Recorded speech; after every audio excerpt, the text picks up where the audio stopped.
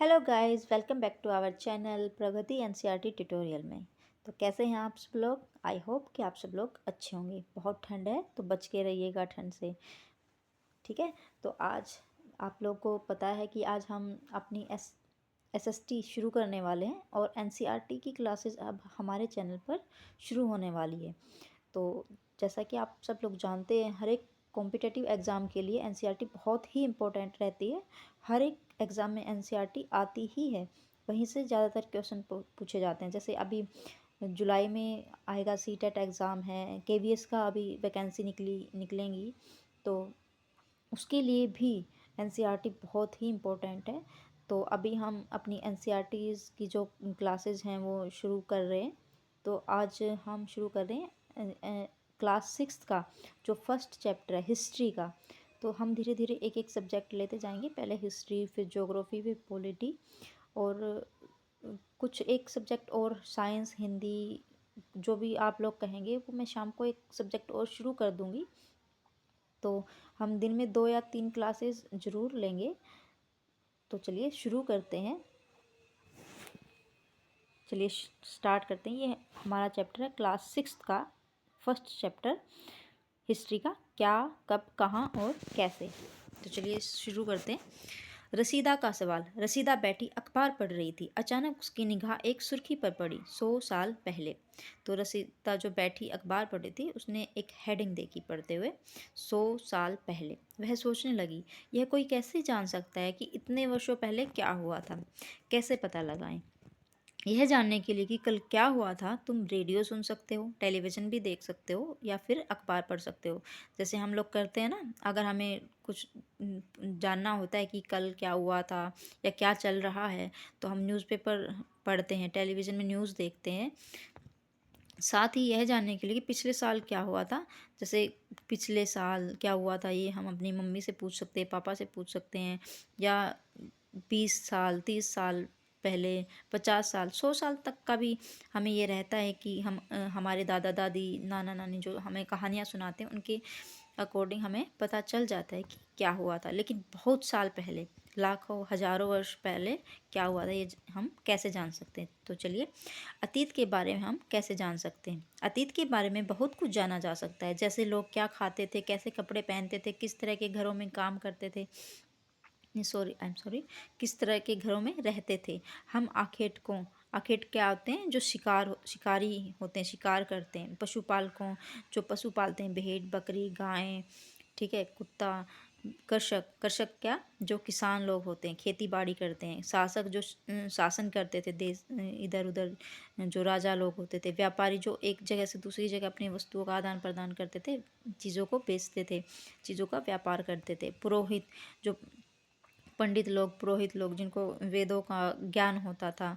शिल्पकारी, जो हाथों से अपनी मिट्टी से बर्तन वर्तन बनाते थे। कलाकार, संगीतकार, फिर वैज्ञानिक के जीवन के बारे में जानकारी हासिल कर सकते हैं। यही नहीं, हम यह भी जान सकते हैं कि उस समय बच्चे कौन कौन से खेल खेलते थे, कौन सी कहानियाँ सुना करते थे, कौन से नाटक देखा करते थे, फिर कौन कौन से गीत गाते थे। ठीक है, चलिए हम जानेंगे लोग कहाँ रहते थे। नर्मदा नदी का पता लगाओ। कई लाख वर्ष पहले से लोग इस नदी के तट पर रह रहे हैं। यहाँ रहने वाले लोग आरंभिक लोगों में से कुछ कुशल संग्राहक क्या होते हैं, जो एक जगह से दूसरी जगह जाके अपने लिए फल फल जड़, फल फूल खाने के लिए जो अपनी चीज़ें इकट्ठा करते हैं, उनको संग्राहक कहते हैं।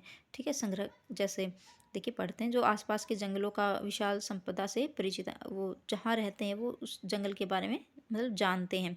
अपने भोजन के लिए जड़, फलों तथा जंगल के अन्य उत्पादों का के यहाँ संग्रहण किया करते थे। वे जानवरों का आखेटक करते थे। क्या करते थे? जानवरों का शिकार करते थे। तो उन्होंने बोला था नर्मदा नदी का पता लगाओ। देखो ये इधर इन्होंने दिखाया गया है, तो ये है नर्मदा नदी इधर, ठीक है, मध्य में। ओके, चलिए देखते हैं। अब तुम उत्तर पश्चिम की सुलेमान और किरथर पहाड़ियों का पता लगाओ। तो उत्तर पश्चिम किधर है? ये इधर, ठीक है, उत्तर पश्चिम ऐसे ही होता है ना, नॉर्थ, साउथ, ईस्ट वेस्ट, है ना। ये और ये वो कौन सा स्थान है, ये वाला उत्तर पश्चिम में क्या है, ये सुलेमान और किर्थर की पहाड़ियाँ, ठीक है। इसी क्षेत्र में कुछ ऐसे स्थान हैं जहाँ लगभग 8,000 वर्ष पूर्व स्त्री पुरुष ने सबसे पहले गेहूं और जौ जैसी फसलों का उपजाना प्रारंभ किया। तो देखिए स्टूडेंट्स, ऐसे के ऐसे एज इट इज़ सीटेट में या केवीएस में बिल्कुल ऐसे कैसे एनसीईआरटी में से लाइन उठा देते हैं, डिटो ऐसे कैसे लिख देते हैं। तो आप साथ साथ उसका कमेंट भी करते रहिएगा कमेंट बॉक्स में, ठीक है। तो इसमें ये पूछ सकते हैं कि कितने वर्ष पूर्व, कितने वर्ष पहले जौ और गेहूं की फसलें उगाना आरंभ किया। लगभग 8,000 वर्ष पूर्व। कहाँ? सुलेमान और किर्थर की पहाड़ियों में, ठीक है। उन्होंने भेड़, बकरी, गाय, बैल जैसे पशुओं को पालतू बनाना शुरू किया, ठीक है। ये लोग गांव में रहते थे। उत्तर पूर्व में गारो तथा मध्य में विंध्य पहाड़ियों का पता लगा। चलिए देखते हैं। उत्तर पूर्व में गारो, ये इधर गारो खासी पहाड़ियाँ होती है उत्तर पूर्व में, नॉर्थ ईस्ट की तरफ, और विंध्य की पहाड़ियाँ ये बिल्कुल मध्य में, ठीक है।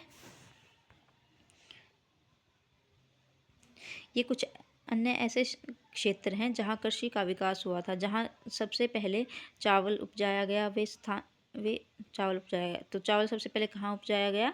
उत्तर पूर्व की गारो और विंध्य पहाड़ियों में, ठीक है। एक सेकंड। वे स्थान विंध्य के उत्तर पूर्व में स्थित थे। मानचित्र में सिंधु तथा इसकी सहायक नदियों का पता लगाने का प्रयास करो। तो चलिए देखते हैं मानचित्र में, एक सेकेंड, ठीक है। आगे इधर है सिंधु नदी और ये इसकी सहायक नदियाँ। तो सहायक नदियाँ क्या होती हैं? जो एक बड़ी नदी में आके मिल जाती हैं, तो उसको कहते हैं सहायक नदी। तो सिंधु नदी की सहायक नदी कौन सी है? झेलम, चेनाब, रावी, सतलुज, ठीक है। ये हैं इसकी सहायक नदियाँ, ठीक है। तो देखिए ये ऐसे के ऐसे, मतलब एग्ज़ाम में आपको हेडिंग मिलेगी कि सिंधु नदी, ऊपर हेडिंग मिलेगी सिंधु नदी, और नीचे आपको ये 4-5 जो भी हैं ऑप्शन दिए रहेंगे, तो उसमें से आपको देखने होंगे कि सिंधु नदी की सहायक नदी कौन कौन सी हैं। तो कौन कौन सी, ये कमेंट में ज़रूर लिखिएगा, साथ साथ कमेंट करते रहिएगा, तो आपकी प्रैक्टिस भी साथ साथ होती रहेगी। झेलम नदी, चेनाब नदी, रावी नदी, सतलुज नदी, ये क्या है? सिंधु नदी की सहायक नदी, ठीक है। सहायक नदियाँ उन्हें कहते हैं जो एक बड़ी नदी में मिल जाती है, हमने पढ़ा ऊपर। लगभग 4700 वर्ष पूर्व इन्हीं नदियों के किनारे कुछ आरंभिक नगर फले फूले। तो आरंभिक नगर कहाँ फले फूले? सिंधु नदी के किनारे। कितने साल पहले? 4700 वर्ष पूर्व। गंगा व इसकी सहायक नदियों के किनारे तथा समुद्र तटवर्ती इलाकों में नगरों का विकास लगभग 2500 वर्ष पूर्व हुआ, ठीक है। तो ये साइड में भी जो दिया होता है इन्होंने, ये भी बहुत ही इम्पोर्टेंट होता है। तो ये चलिए देखते हैं इसमें क्या है। चीन तथा म्यांमार आदि पड़ोसी देशों को दर्शाता है। दक्षिण एशिया एक महाद्वीप से छोटा है, लेकिन विशालता तथा बाकी एशिया समुद्रों, पहाड़ी तथा पर्वतों में बटे होने के कारण इसे प्राय उपमहाद्वीप कहा जाता है, ठीक है। तो आगे बढ़ते हैं। गंगा तथा इसकी सहायक नदी सोन का पता लगाओ। तो चलिए अब हम गंगा नदी की सहायक नदी का पता लगाते हैं। तो ये है गंगा नदी, ठीक है। तो इसकी सहायक नदी कौन सी है? सोन। ये कहाँ से निकलती है? इधर, ठीक है। तो ये है इसकी सहायक नदी। देखिए ये चीज़ें साथ साथ रिवाइज करते चलिएगा कि गंगा नदी की सहायक नदी कौन सी है? सोन नदी। इसको कमेंट बॉक्स में ज़रूर कमेंट करें। गंगा नदी की सहायक नदी कौन सी है? सोन नदी। और सिंधु नदी की सहायक नदी कौन सी है? झेलम, चेनाब, रावी, सतलुज, ठीक है।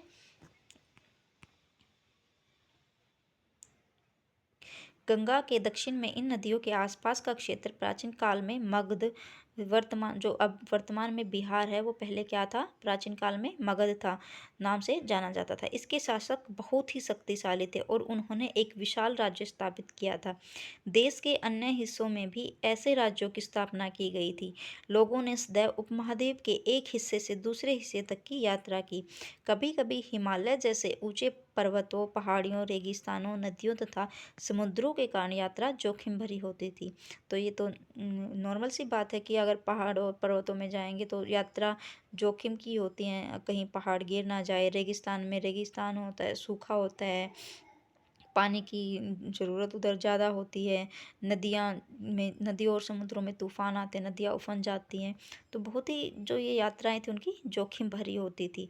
फिर भी ये यात्राएं उनके लिए असंभव नहीं थी, लेकिन वो फिर भी उन्हें अपना काम तो करना ही होता था, या व्यापारियों को जाना ही पड़ता था व्यापार करने के लिए। ठीक है, तो उनके लिए ये चीज़ें असंभव नहीं थी, वो चले जाते थे। अतः कभी लोग काम की तलाश में तो कभी प्राकृतिक आपदाओं के कारण एक स्थान से दूसरे स्थान पर जाया करते थे। तो जैसे कि आजकल भी लोग गांव से शहरों से बड़े शहरों में जाते रहते हैं अपने काम की तलाश में, या फिर प्राकृतिक अगर आपदा आ गई, बाढ़ आ गई, भूकंप आ गया, सूखा पड़ गया, तो लोग एक जगह से दूसरी जगह जाते रहते थे। ठीक है, अगर देखिए, अगर आपको मेरी स्पीड थोड़ी तेज़ लग रही है तो उसको आप कम भी कर सकते हैं। यूट्यूब जो है फैसिलिटी देता है उसको, हम स्पीड को जिसको कम लग रही है वो ज़्यादा करे, और जिसको ज़्यादा लग रही है वो कम कर सकता है। ठीक है, कभी कभी सेनाएं दूसरे क्षेत्रों पर विजय हासिल करने के लिए जाती थी। इसके अतिरिक्त व्यापारी कभी काफिलों में तो कभी जहाज़ों में अपने साथ मूल्यवान वस्तुएं लेकर एक स्थान से दूसरे स्थान जाते रहते थे। धार्मिक गुरु लोगों को शिक्षा और सलाह देते हुए एक गांव से दूसरे गांव और एक कस्बे से दूसरे कस्बे जाया करते थे। तो पता ही है, पहले ज़्यादा मतलब लोग नहीं पढ़ते थे, कुछ कुछ ही लोग थे जो जिनके पास ज्ञान था, तो वो अपने ज्ञानों को, अपने विचारों को लोगों में बांटते थे। एक जैसे एक गांव में उन्होंने कुछ दिन वो रुके, वहाँ पे अपना ज्ञान दिया, और थोड़े दिन बाद वो दूसरे गांव या कस्बे में चले गए। कुछ लोग नए और रोचक स्थानों को खोजने की चाह में उत्सुकतावश भी यात्रा किया करते थे। ठीक है, इन सभी यात्राओं में लोगों को एक दूसरे के विचार को जानने का अवसर मिला। जैसे ही लोग जैसे अब यहाँ से हम यहाँ से कहीं दूसरे स्टेट में चले जाएंगे, वहाँ पे रहेंगे, तो कुछ लोग हमें देखेंगे, हमारी संस्कृति को देखेंगे, हम कैसे खा रहे हैं, पी रहे हैं, कौन सी चीज़ें, मतलब क्या हमारा पहनावा भी अलग रहता है। तो ऐसे ही लोग मतलब उनको फिर अपनाते चले जाते हैं। आज लोग यात्राएं क्यों करते हैं? ठीक है, चलो देखते हैं भाई क्यों करते हैं आज लोग। जब एक बार फिर से मानचित्र में देखो, कितनी बार मानचित्र दिखाएंगे यार। ठीक है, चलो बाद में देखते हैं। पहाड़ियाँ, पर्वत और समुद्र इस उपमहाद्वीप की प्राकृतिक सीमा का निर्माण करते हैं। तो कौन करता है प्राकृतिक सीमा का निर्माण? पहाड़, पर्वत, समुद्र। ठीक है, उपमहाद्वीप। हालांकि लोगों के लिए इन सीमाओं को पार करना आसान नहीं था। उन्होंने ऐसा चाहा, वे ऐसा कर सके। वे पर्वतों की ऊंचाइयों को छू सके तथा गहरे समुद्रों को पार कर सके। उपमहाद्वीप के बाहर से भी कुछ लोग यहाँ आए और यहीं बस गए। लोगों के इस आवागमन ने हमारी संस्कृति परंपरा को समृद्ध किया। कई सौ वर्षों से लोग पत्थरों को तराशने, संगीत रचने और यहाँ तक कि भोजन के लिए नए नए तरीकों के बारे में एक दूसरे के विचारों को अपनाते रहें। देश के नाम, तो चलिए देखते हैं। अपने देश के लिए हम प्राय इंडिया तथा भारत जैसे नामों का प्रयोग करते हैं। ठीक है, इंडिया शब्द इंडस से निकला, तो इंडिया शब्द किससे निकला है? इंडस से। देखिए, साथ साथ कमेंट करते रहिएगा कमेंट बॉक्स में। ठीक है, आई एम सॉरी, इंडिया शब्द किससे निकला है? इंडस से, जिसे संस्कृत में क्या कहा जाता है? सिंधु। तो सिंधु को, इंडस को संस्कृत में क्या कहते हैं? सिंधु। अपने एटलस में ईरान और यूनान का पता लगाओ। लगभग 2500 वर्ष पूर्व उत्तर पश्चिम की ओर से आने वाले ईरानियों और यूनानियों ने सिंधु को हिंदोस और इंदोस और ठीक है, इंदोस कहा। जो उत्तर पश्चिम की ओर से जो ईरानी और यूनानी आए थे, ईरानियों और यूनानी, वो स नहीं बोल पाते थे, तो स की जगह वो ह बोलते थे। सिंधु नहीं, हिंदू उन्होंने बोला। तो ईरानियों ने हिंदोस और यूनानियों ने इंदोस। इस नदी के पूर्व में स्थित भूमि प्रदेश को इंडिया कहा गया। जो जो भूमि प्रदेश में जो वो लोग मतलब जो जगह थी उस उन्होंने इंडिया कहा। भरत नाम का प्रयोग उत्तर पश्चिम में रहने वाले लोगों के एक समूह के लिए किया जाता था। जो उत्तर पश्चिम में जो लोग रहते थे, जो कबीला था, उस कबीले का नाम क्या था? भरत कबीला। तो उसी से मतलब हमारे भारत का नाम पड़ा, और जो कहाँ उल्लेखित है? ऋग्वेद में। ठीक है, 3500 वर्ष पुरानी एक कृति है ऋग्वेद, उसी में जो भरत कबीला नाम है उससे हमारे भारत का नाम पड़ा। ताड़पत्र से बनी पांडुलिपि, यह है देखिए, ताड़पत्र से बनी हुई पांडुलिपि। तो यह पांडुलिपि लगभग 1000 वर्ष पहले लिखी गई थी। किताब बनाने के लिए ताड़ के पत्तों को काटकर उन्हें अलग अलग हिस्सों को एक साथ बांध दिया जाता है। जो भुर्ज पेड़ है उसकी छाल से बनी होती है जो ये पांडुलिपि थी। पांडुलिपि क्या होती है, चलो देखते हैं। अतीत की जानकारी हम कई तरह से प्राप्त कर सकते हैं। इनमें से एक तरीका अतीत में लिखी गई पुस्तकों को ढूंढना और पढ़ना। ये पुस्तकें हाथ से बनी होने के कारण इन्हें पांडुलिपि कहा जाता है। तो जो हाथ से बनी होती है उनको पांडुलिपि कहा जाता है। पांडुलिपि के लिए प्रयुक्त होने वाला मैन्युस्क्रिप्ट शब्द लैटिन भाषा से, जो मैनु जिसका अर्थ होता है हाथ, मैनु होता है हाथ। ये पांडुलिपि, और इंग्लिश में मैन्युस्क्रिप्ट कहा गया है पांडुलिपि को। ये पांडुलिपियाँ प्राय ताड़पत्र तथा हिमालय क्षेत्र में उगने वाले भुर्ज नामक पेड़ की छाल से विशेष तरीके से तैयार भोजपत्र पर लिखी मिलती हैं। देखिए स्टूडेंट्स, मैं एक बार फिर से बोलना चाहूँगी, अगर आपको स्पीड थोड़ी तेज़ लग रही है तो यूट्यूब आपको फैसिलिटी देता है कि आप उसको मतलब कम स्पीड पे करके सुने, और जिसको कम लग रही है तेज़ पे भी करके सुन सकता है। ठीक है, अगर आपको मेरी वीडियो अच्छी लग रही है, पसंद आ रही है, तो प्लीज़ आप इसको लाइक करें, सब्सक्राइब और शेयर ज़रूर करें। ठीक है, तो चलिए पढ़ते हैं। इतने वर्षों में इनमें से कई पांडुलिपियों को कीड़ों ने खा लिया तथा कुछ नष्ट कर दी गई। फिर भी ऐसी कई पांडुलिपियाँ आज भी उपलब्ध हैं। प्राय ये पांडुलिपियाँ मंदिरों विहारों में प्राप्त होती हैं। इन पुस्तकों में धार्मिक मान्यता व व्यवहार, राजाओं के जीवन, औषधियों तथा विज्ञान आदि सभी प्रकार के विषयों की चर्चा मिलती है। इनके अतिरिक्त हमारे यहाँ महाकाव्य, कविताएं तथा नाटक भी हैं। इनमें से कई संस्कृत में लिखे मिलते हैं, जबकि अन्य प्राकृत और तमिल में हैं। प्राकृत भाषा का प्रयोग आम लोग करते हैं। प्राकृत भाषा का उपयोग कौन करता है? आम लोग करते हैं। हम अभिलेखों का भी अध्ययन करते हैं। ऐसे लेख पत्थर अथवा धातु जैसी अपेक्षाकृत कठोर सतहों पर उत्कीर्ण किए गए मिलते हैं। ठीक है,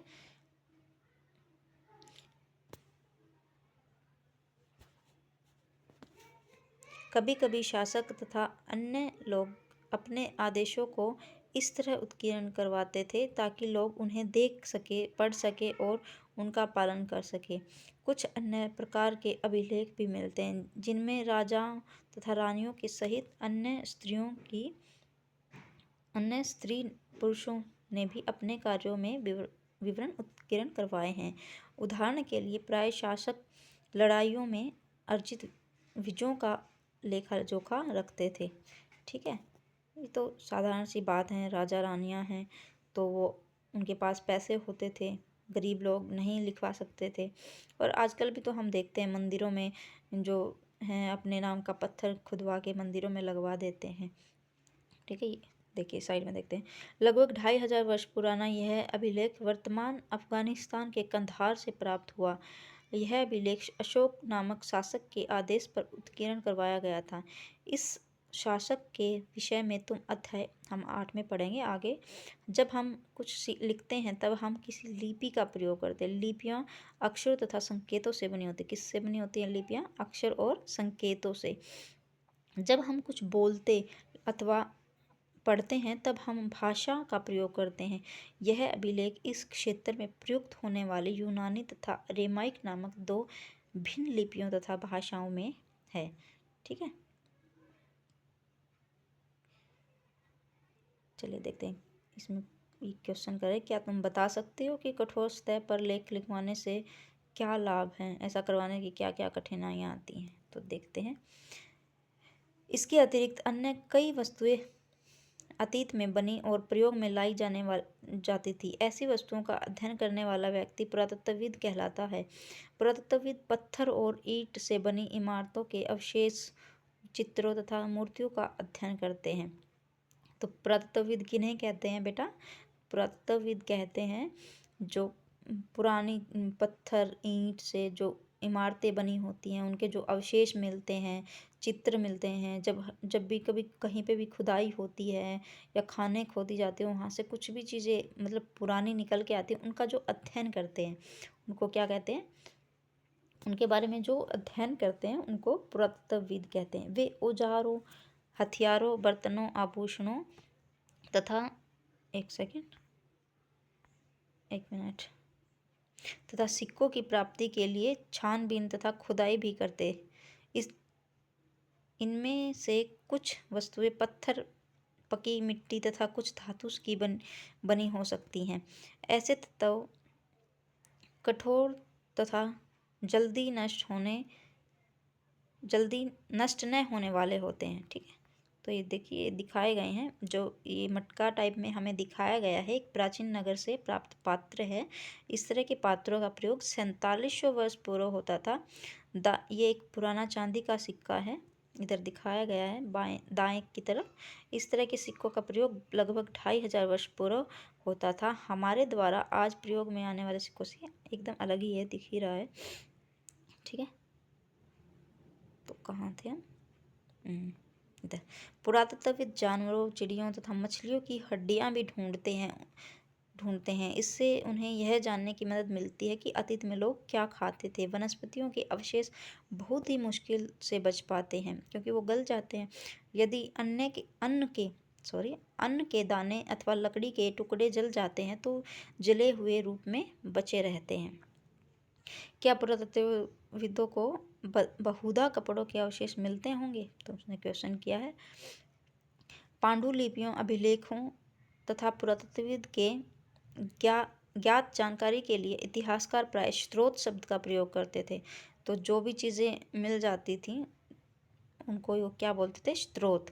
इतिहासकार उन्हें कहते हैं जो अतीत का अध्ययन करते हैं। तो इतिहासकार किसे कहते हैं? जो अतीत का अध्ययन करते हैं, कई सौ साल पहले क्या हुआ था। ठीक है, स्रोत के प्राप्त होते ही अतीत के बारे में पढ़ना बहुत रोचक हो जाता है, क्योंकि इन स्रोतों की सहायता से हम धीरे धीरे अतीत का पुनर्निर्माण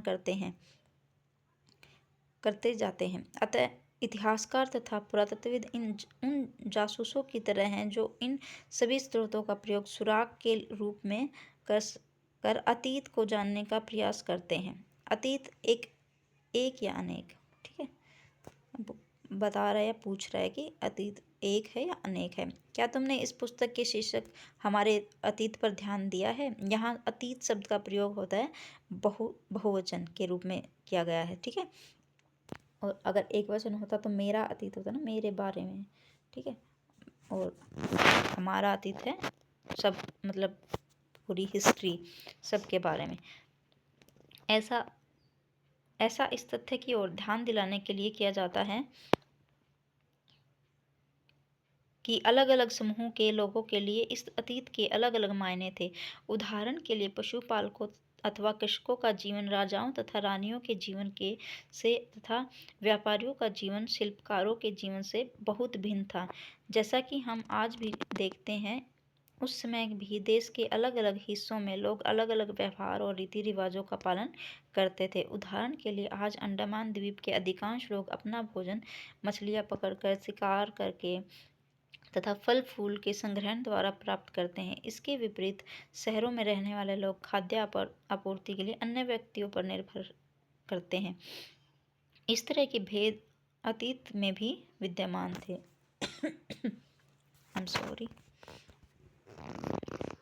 इसके अतिरिक्त एक अन्य तरह का भेद है। उस समय शासक अपनी विजयों का लेखा जोखा रखते थे। यही कारण है कि हम उन शासकों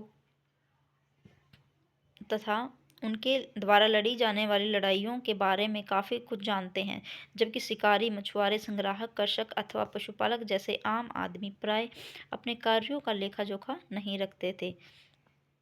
पुरातत्व की सहायता से हमें उनके जीवन के बारे में जानने में मदद मिलती है। हालांकि अभी भी इनके बारे में बहुत कुछ जाना जाता है।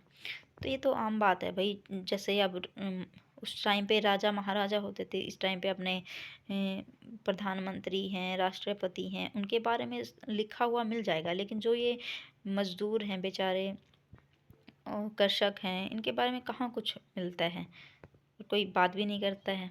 ठीक है। तिथियों का मतलब, अगर कोई तुमसे तिथि के विषय में पूछे तो तुम शायद उस दिन की तारीख, माह, वर्ष, जैसे 2000 या इसी तरह का कोई और वर्ष बताओगी। वर्ष की यह गणना ईसाई धर्म प्रवर्तक ईसा मसीह के जन्म की तिथि से की जाती है। 2000 वर्ष कहने का तात्पर्य ईसा मसीह के जन्म के 2000 वर्ष के बाद से है। ठीक है। जब ईसा मसीह का जन्म हुआ था उसके बाद से ही मतलब ये तिथियां मतलब गिनी गई हैं कि 1 साल 2 साल। ठीक है। ईसा मसीह के जन्म के पूर्व की सभी तिथियों को ईसा से पहले के रूप में जाना जाता है। इस पुस्तक में हम 2000 का पहला आरंभिक बिंदु मानते हुए वर्तमान में से पूर्व की तिथियों का उल्लेख करते हैं। देखिए एक अलग सा टॉपिक है। ठीक है। इसको मैं शॉर्ट में मतलब उसको समझा दूंगी। ठीक है। इतिहास और तिथियां।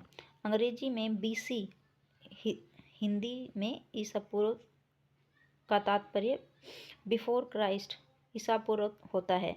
कभी कभी तुम तिथियों से पहले एडी हिंदी में ईस्वी लिखा पाती हो, है ना। जैसे हमने हिस्ट्री में पढ़ा ईस्वी, इतना ईस्वी पूर्व। ठीक है। यह एनो डोमिनी नामक 2 लैटिन शब्दों से बना है। इसका तात्पर्य ईसा मसीह के जन्म के वर्ष से है। कभी कभी एडी की जगह सीई और बीसीई की जगह बीसी की जगह बीसीई। तो एडी की जगह क्या, सीई, एडी की जगह सीई, बीसी की जगह बीसीई। ठीक है, का प्रयोग होता है। सीई अक्षरों का प्रयोग कॉमन एरा तथा बीसीई का बिफोर कॉमन एरा। तो सी का मतलब क्या होता है, कॉमन एरा। सी से कॉमन, एस ई से एरा, और बी से बिफोर, सी से कॉमन एरा। ठीक है। हम इन शब्दों का प्रयोग इसलिए करते हैं क्योंकि विश्व के अधिकांश देशों में अब इस कैलेंडर का प्रयोग सामान्य हो गया है। भारत में तिथियों के रूप का प्रयोग लगभग 200 वर्ष पूर्व आरंभ हुआ था। कभी कभी अंग्रेजों के बीपी अक्षरों का प्रयोग होता है जिसका तात्पर्य है बिफोर प्रेजेंट। तो कभी कभी क्या होता है, बीपी, बीपी का मतलब क्या होता है, बिफोर प्रेजेंट। ठीक है, वर्तमान से पहले। तो ये देखिए, इधर से देखते हैं मिस्र। यहाँ से यह ऐसा उत्कीर्ण पत्थर मिला है जिस मिस्र से, तो मिस्र के उत्तर तट से रोसेटा नाम का एक कस्बा है। मिस्र के उत्तरी तट पर रोसेटा नाम का एक कस्बा है। यहाँ पर ऐसा उत्कीर्ण पत्थर मिला है जिस पर एक ही लेख 3 भिन्न भिन्न भाषाओं तथा लिपियों, यूनानी मिस्री लिपि के 2 अक्षरों में है। कुछ विद्वान यूनानी भाषा पढ़ सकते हैं और उन्होंने बताया कि यहाँ राजाओं तथा रानियों के नाम एक छोटे से फ्रेम में दिखाए गए हैं। इसे कारतूस कहा जाता है। तो कारतूस किसे कहा जाता है, जिस एक फ्रेम है जिसमें राजा और रानी के नाम दिखाए गए हैं, लिखे हुए हैं। इसके बाद विद्वानों ने यूनानी तथा मिस्री संकेतों को अगल बगल रखते हुए मिस्री अक्षरों की समानार्थक ध्वनियों की पहचान की। जैसा कि तुम देख सकते हो कि यहाँ एल अक्षर के लिए शेर, ए अक्षर के लिए चिड़िया। देखिए इधर दिखाया गया ना, ये इधर देखो शेर दिखाया गया है ए अक्षर के लिए, एल अक्षर के लिए, और ए के लिए स्पैरो, चिड़िया। ठीक है। एक बार जब उन्होंने यह जान लिया कि विभिन्न अक्षर किन के लिए प्रयुक्त किए जाते हैं तो आसानी से अभिलेख को पढ़ सकते हैं। ठीक है। तो चलिए, आज हमारा ये अध्याय जो है हिस्ट्री का, जो फर्स्ट चैप्टर था 6th क्लास का, वो हमारा ख़त्म होता है। तो ये इधर ये इसके क्वेश्चन आंसर दिए गए हैं, प्रश्नावली। ठीक है। तो इसको मैच करना है। नर्मदा नदी बताइए, नर्मदा नदी का बताइए। गारो पहाड़ियाँ बताइए। मगध बताइए, मगध क्या था, मगध क्या था, 1 सेकेंड। मगध पहला बड़ा राज्य है। ठीक है। गंगा घाटी क्या है? लगभग 2500 वर्ष पूर्व के नगर। सिंधु तथा इसकी सहायक नदी कहाँ है बताओ। और गारो पहाड़ियाँ और प्रारंभिक बताइए। आरंभिक कृषियाँ कहाँ शुरू हुई? ठीक है। और प्रथम नगर। ठीक है। नर्मदा घाटी पे प्रथम नगर, गारो पहाड़ियाँ आरंभिक नगर। ठीक है। तो ये चीज़ें आप देखिए, मैच करिएगा। ठीक है। तो चलिए स्टूडेंट्स, धन्यवाद देखने के लिए। और अगर आपको ये वीडियो अच्छी लगे, आपके लिए हेल्पफुल है, तो प्लीज़ इसको लाइक करिए, सब्सक्राइब करिए और शेयर ज़रूर करिए। तो चलिए मिलते हैं नेक्स्ट वीडियो में।